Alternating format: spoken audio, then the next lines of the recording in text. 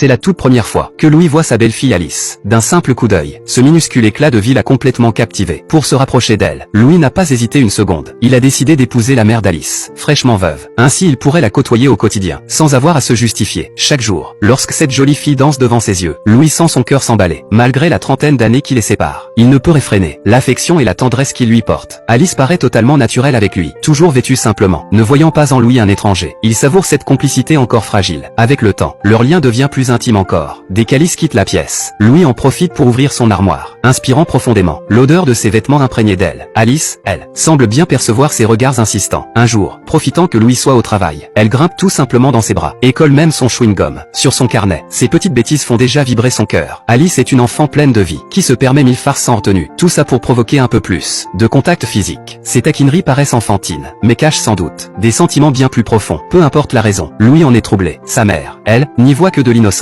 Imagine sa fille juste espiègle, sans soupçonner quoi que ce soit. Louis par contre est déjà pris au piège, profondément accro. Il n'a jamais révélé à sa femme qu'il s'était marié juste pour se rapprocher d'Alice. Il croyait pouvoir poursuivre ainsi, jusqu'au jour où il rentre chez lui et trouve sa femme en pleurs. Elle a fouillé dans son journal intime. Louis reste sans voix. Ce journal regorgeait non seulement de critiques, mais surtout d'une obsession pour Alice. Face à sa femme effondrée, il s'échine à trouver une explication crédible. Sans ça, il sait qu'il perdra à jamais tout contact avec Alice. Au plus fort de son désarroi, un coup de téléphone vient tout bouleverser. Sa femme est morte. C'est alors qu'il réalise qu'elle n'est plus là. Il sort à sa recherche. Devant la maison, des voisins sont rassemblés. Ils lui apprennent que sa femme a fui la maison en pleurant, rencontrant un accident fatal. Devant ce corps sans vie, Louis ressent un étrange apaisement. Dans son esprit, cette disparition est une libération, car il pourra enfin vivre librement auprès d'Alice. Sans perdre une minute, il fait ses valises et file droit vers l'école d'Alice. Libéré des contraintes, il décide de la faire quitter l'école pour qu'elle soit avec lui à tout moment.